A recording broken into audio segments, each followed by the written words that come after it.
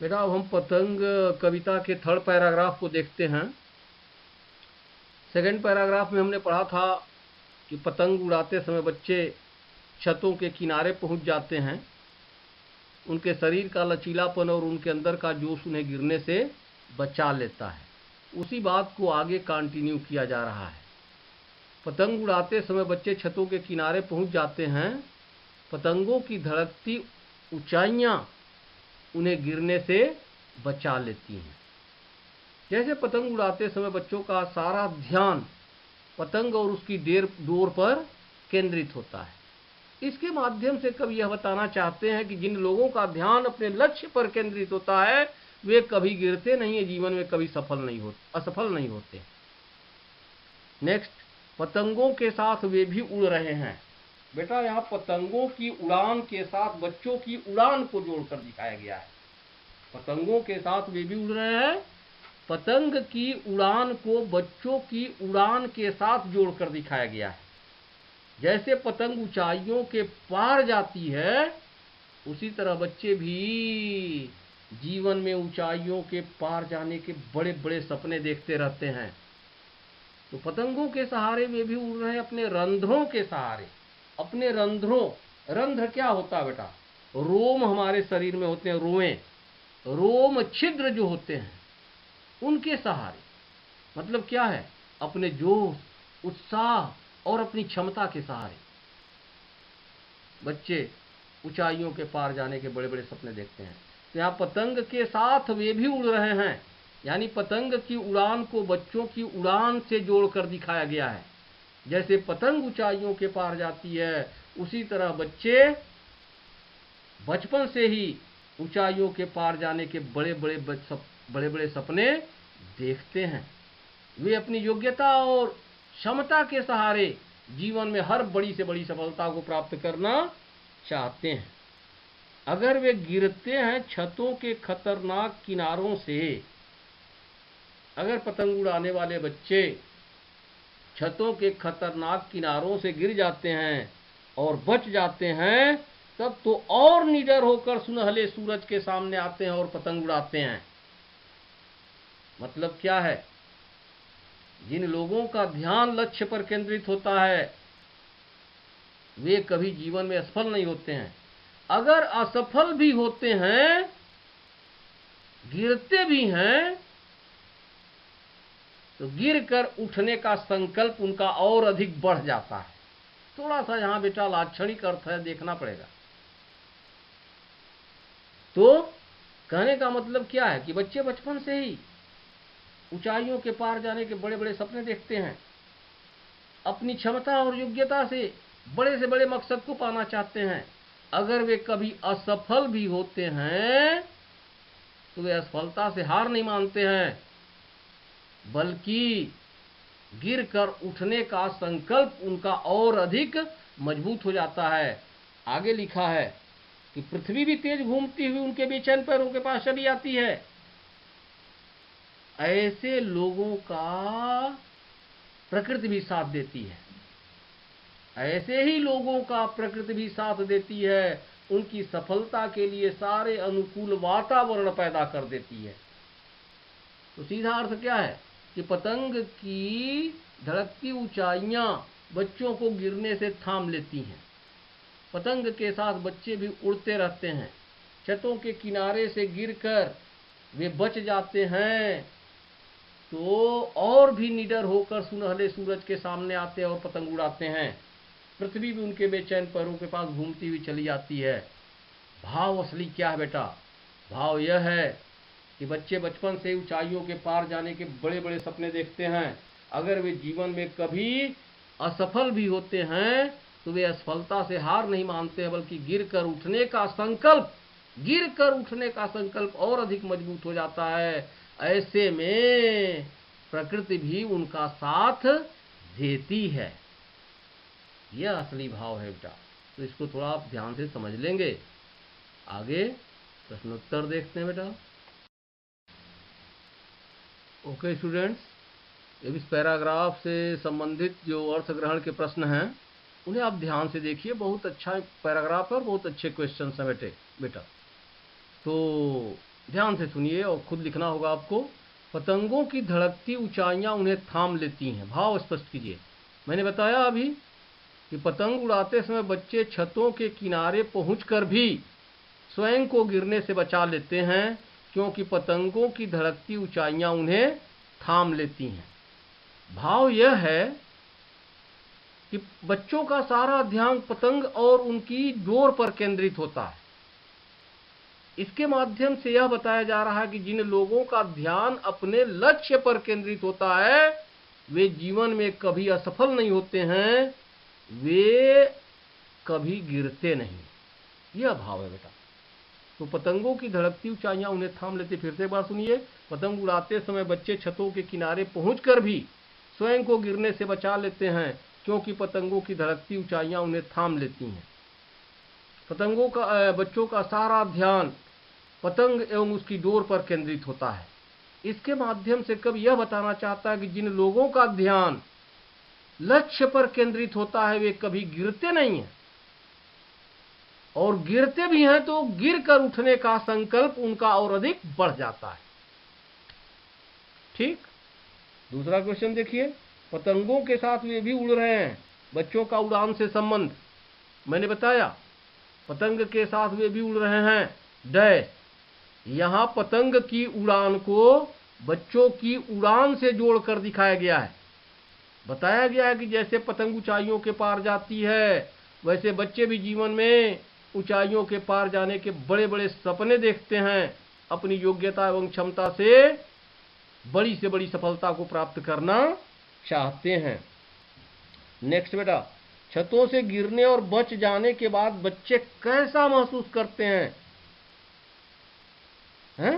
छतों से गिरने और बच जाने के बाद बच्चे और निडर हो जाते हैं।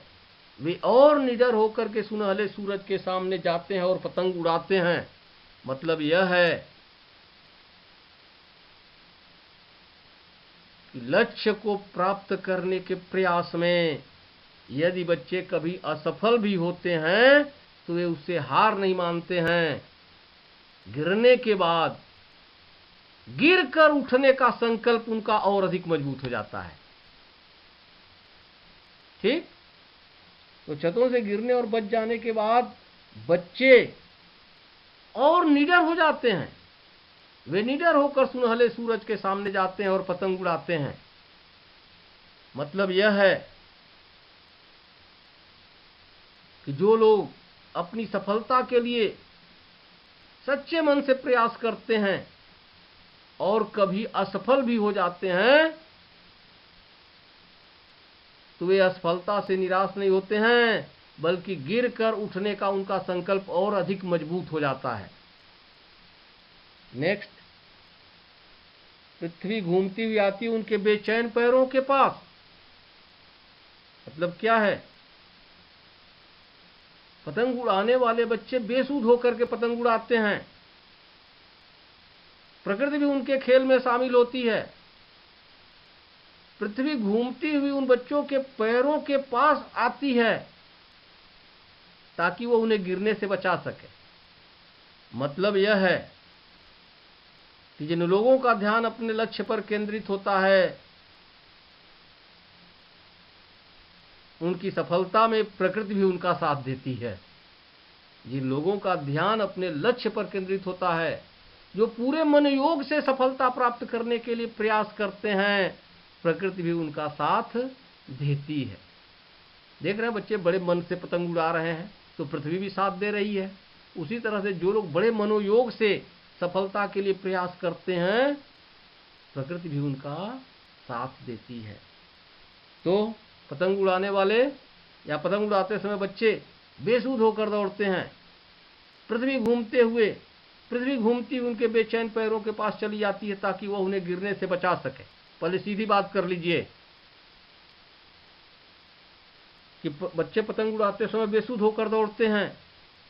पृथ्वी घूमती हुई उनके बेचैन पैरों के पास खुद चली आती है ताकि वो उन्हें गिरने से बचा सके।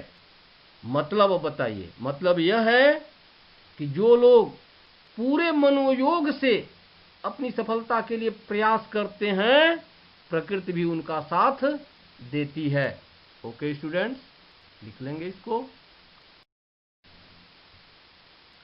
ओके स्टूडेंट्स, अब विषय वस्तु एवं अभ्यास से बहुत महत्वपूर्ण प्रश्न यहाँ लिखे गए, इनको आप लिख लीजिएगा, मैंने खुद लिख दिया है। पहला प्रश्न, पतंग की कविता के आधार पर भादो बीत जाने के बाद शरद ऋतु में होने वाले प्राकृतिक परिवर्तनों का चित्रण अपने शब्दों में कीजिए। तो प्राकृतिक परिवर्तन के बारे में आप पढ़ चुके हैं।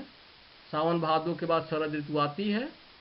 उस समय आसमान एकदम स्वच्छ एवं पवित्र होता है। आसमान में सूरज खरगोश की आंखों जैसी लालिमा दिखाई देती है। चारों तरफ हरियाली छाई रहती है। ऐसे में पतंग उड़ाना उसकी मोहकता को और अधिक बढ़ा देता है।